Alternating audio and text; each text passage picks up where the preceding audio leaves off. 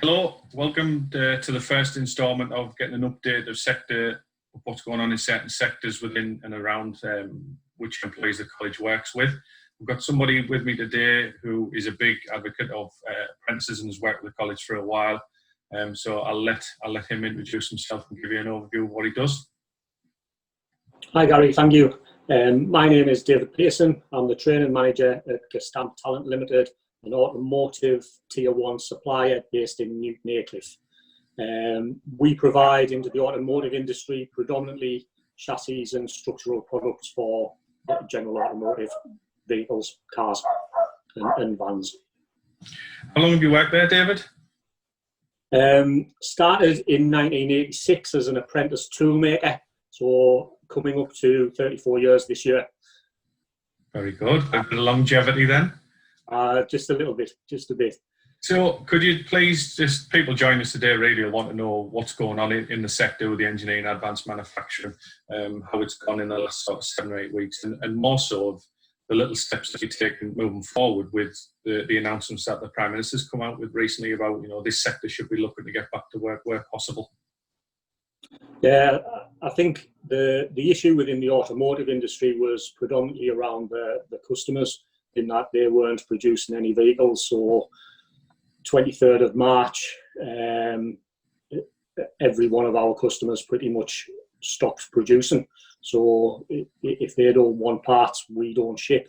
So we were stood down, if you like. The company was really good. We negotiated a payment structure within that stand down. So if you were stood down and allowed to work from home, then that was great. You got a percentage of your salary. If you were stood down or couldn't work from home, you equally got the same percentage of salary, but there was an agreement that you would work back the hours that you weren't working and had been paid for. Obviously, with the furlough scheme coming in, that was a big boost to the organisation, and equally means that people who are furloughed, aren't working from home, don't have to put those hours back in. We've had a couple of customers, particularly one customer in particular who started production fairly quickly. So we've had people back at work since mid-April now who've been producing for Volvo. And then more recently, Ford have started up. So we've got two product production lines started earlier this week. I think the biggest worry for the organisation has been, how do we protect people? How do we make people safe? How do we stop the contact? How do we maintain the 2 meters? So there's been a huge amount of work done by the organisation in relation to that. So we've introduced, as everybody who goes into the factory, there's a non-contact temperature testing. So your temperature's checked. If it's over a set level, then you're not allowed to enter the building. Everybody has to wear face masks, so they're provided and they're maintained and enforced throughout.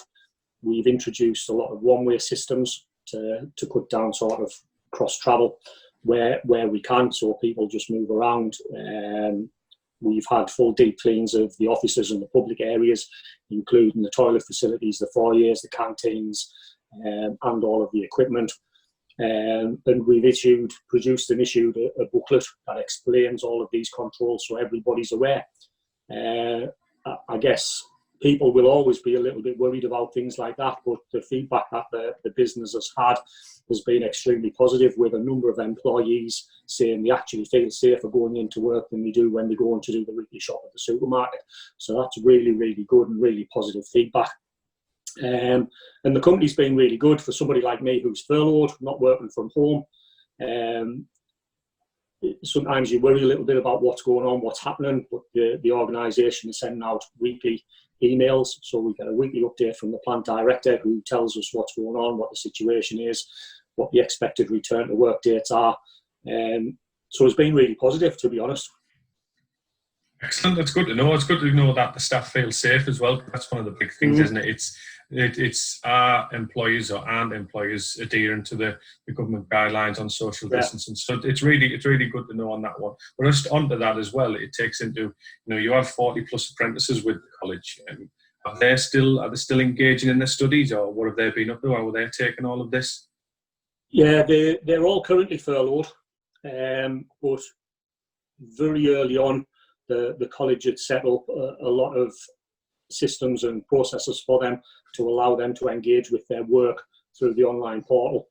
They all send a weekly log, particularly the first years. First year is the most difficult one because they're at college full time, 5 days a week. So when the college closed, there is a query about what happens with them, what happens with their qualification, but all of the work has been left for them. It's all on the portal. They're all engaging. They're all sending through a weekly log to both the college and also copying me. That's good to know. Sorry. What's the problem? Do you want me to? No. I like a special feature from animals and children. It's quite good. Are they getting sort of support from the lecturers and the work-based assessors to the level that you would expect from the college? Yeah, I think probably more so. I think it's from a personal point of view. I think how you manage a situation like this is really difficult. It's unprecedented. We've never done it, and to put the systems in place. I know you've got the online portal that's been available now for quite some time, but to actually get the apprentices engaged in that and to get the level of work that's been put in such a short space of time has been really good. So yeah, couldn't have asked for more. I don't think it's going to detriment them in any way. Well, that's good to know, isn't it? Because we've got frameworks and standards with apprenticeships now, and everything's got to be linked, especially standards and knowledge, skills and behaviour. So it's good to know they're still getting that level of training that we can still progress with the apprenticeship. So we've talked about the high volume of apprentices you've got with the college. What sort of roles are those apprenticeships in? Typically, the majority of our apprentices are working to be either multi-skilled maintenance technicians or tool makers. So that's the vast majority. We tend to take eight apprentices every year, so 4 tool makers, 4 maintenance. We've also got 3 quality technician apprentices on programme as well. So they're working through. That was a new apprenticeship for us that we introduced 4 years ago and has worked really well. And then separate to Hartlepool College, we've got some commercial or business apprentices who are working towards the Chartered Manager degree apprenticeship through the University of Teesside. So the 40 apprentices are made up of those roles. Yeah, brilliant stuff. What there's a high volume of apprentices there. What do you look for when employing an apprentice, and also what does your recruitment process look like? I think we've developed the recruitment over the past 7 to 10 years. I think historically the schools, particularly the schools, generally had technical subjects, and over the years that's gradually diminished. Equally, I think historically we looked for an element of skill and knowledge. And I don't think that's always manifested itself in getting the best young people through. So from a personal point of view, the start of the process, once we've sifted the applications, we do a 1-day assessment day. And for me, that's really an opportunity to get to know these young people and find out what makes them tick, and is very much based around their attitude, their behaviour, their passion, their desire, and that's initially what I'm looking for. I think we then move on to, once we've done the assessment day, we then do a second interview, which goes down with the specific departmental manager, and they might ask a few more technical questions, but still very much around behaviour. For me, you can recruit for a skill, but we recruit apprentices so that we train them over a period of time. So any skill that they have at that point in time at the start is almost irrelevant. And you can pretty much guarantee that in 4 years' time, it will be irrelevant because the processes will have changed, the technology will have changed. And if you don't have the right behaviour and the right attitude to be able to adapt and change and learn and understand that new technology, then it doesn't work. So for me, it's very much around behaviour. I think we do a full day assessment day. They come into the business from 8 o'clock till 4, 8 o'clock in the morning till 4 in the afternoon.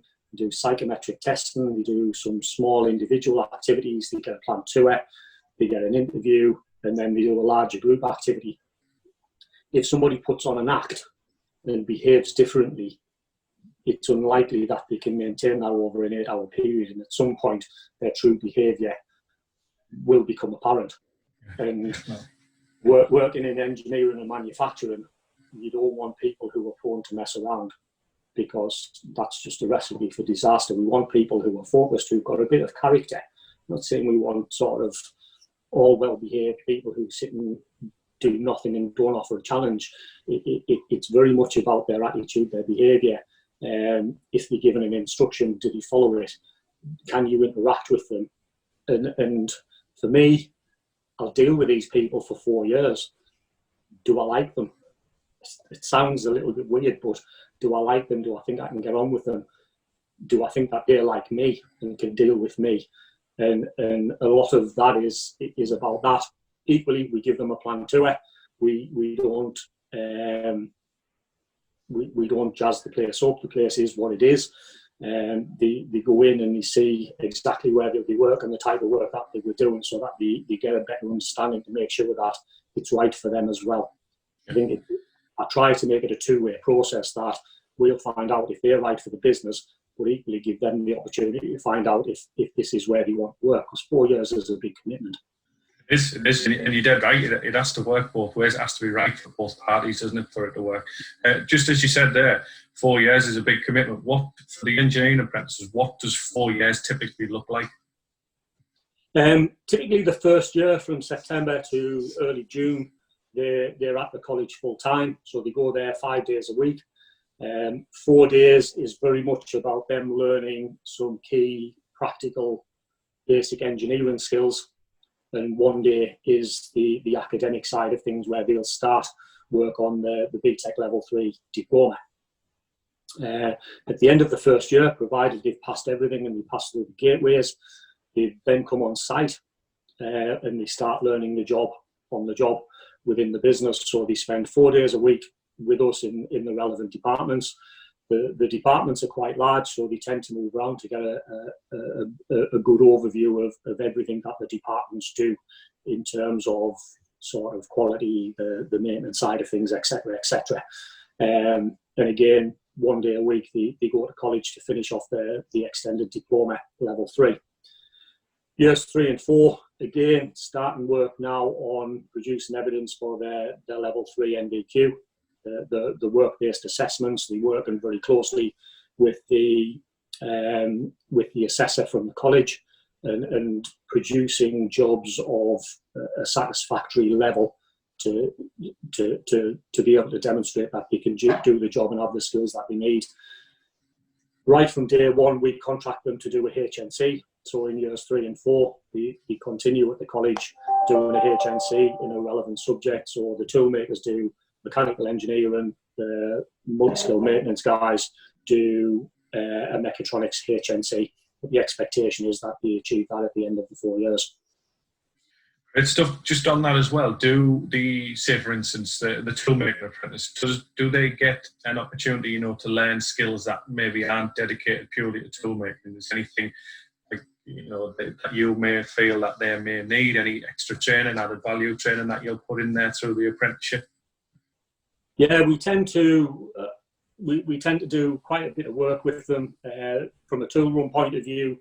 They do a lot of slinging and lifting training, so they get a more in-depth training program that emphasises a lot of coaching and guidance on the shop floor, as opposed to just a standard training course where they learn the skills, they pass and they'll go out. So we do a lot of work with them on that. In the first year of the apprenticeship, we take all of the apprentices up to the Lake District, where we work with another training provider to go through some leadership and teamwork and skills. So we have 3 days in the lakes with them on the banks of Windermere, and we also incorporate 2 of our other plants across the UK from Wales and the West Midlands. So we get all of the apprentices together, and they understand that they're part of a wider business, not just based at Newton Aycliffe. There is a wider part of Gestamp within the UK. Sorry, go on. I was just to say, great. So you mentioned there as well that there's other sort of factories and plants in the UK. Are they encouraged to sort of go between or learn from other plants of what they do? We've considered this. We've considered sort of doing an exchange, but I think the difficulty is that we're the only one who recruits apprentices consistently every year. I think our plant in the West Midlands has had a couple of years where they haven't taken any. So having that exchange is a little bit more difficult. It's potentially something that we'll do in a few years, but it's trying to make sure that you can manage the other sites. I'm not saying you would do anything wrong, but I think there's always that worry with young people that you go away, particularly if you're recruiting 16-year-olds and you send them away for a period of time and they're in a hotel or whatever. I think the logistics of it's potentially a little bit limited. Yeah. But perhaps. Just on that there, you saying you do recruit 16-year-olds. I hope this little video that we do here reaches far and wide. So Gestamps in Newton Aycliffe, your factory where you work, hopefully you recruit local people in Newton Aycliffe to work there. So if you recruited a 16-year-old and going back to the delivery model that we discussed earlier about being at Hartlepool College 5 days a week, which is roughly a 30-minute drive, for those non-drivers, whether they're 16, whether they're 35, what would happen there? I think when we were looking to change providers back in 2011, we visited the college, and the college at the time was just a shell of a building. It was all breeze blocks and hardcore floors. It was nowhere near finished at the time we looked, but we saw the vision of what the college was trying to achieve. Equally, we'd used the college, particularly the engineering side of the college, for some of our technical training for our maintenance people particularly, and the content was always very good, so we were really happy with that. But that question was the big one that we had. It's a 42-mile round trip, door to door, from Gestamp in Newton Aycliffe to the college, and at the time 90% of our apprentices that we would recruit came from the Newton Aycliffe area or surrounding villages. Like you say, a 16-year-old, they don't drive. Even if they did, it becomes expensive. And the cost of fuel to do a 42-mile round trip every day of the week becomes very expensive when they're on an apprenticeship salary. For a 16-year-old, it's pretty good, but when you're putting 42 mile a day on your car, it's expensive. The college allocated a minibus for us. So the minibus comes to the plant. So in effect, the apprentice has to get to the plant at Newton Aycliffe for 8 o'clock on the morning. The bus is there waiting to pick them up. It transfers them to the college and brings them home on a night. If I'm being honest, in the early days, I was wondering if we would have a problem with dropout with the amount of travel that they were doing, but we haven't had any. The young people certainly don't have an issue with that 30-minute journey. So everything's good. They get collected on a morning and they returned on a night. Excellent. Everything you've told me there, it's quite appealing. I think if there is any vacancies going on, I think I'll apply for an apprenticeship. But no, I really appreciate your time, David, for this, and I really appreciate it. It's the first one that we've started with, and you're somebody I wanted to start this with because we have a good relationship with the college. We look for strong employee links, and you're certainly one of them. And you're an advocate as well of apprentices, which I'm really pleased about. So really, thank you for your time. No problem. Thanks very much, Gary. It's been a pleasure. Cheers. And we'll see you soon and we'll be back in the college. Fingers crossed. Speak to you soon, David. Cheers. Thanks very much, Gary. Bye. Bye.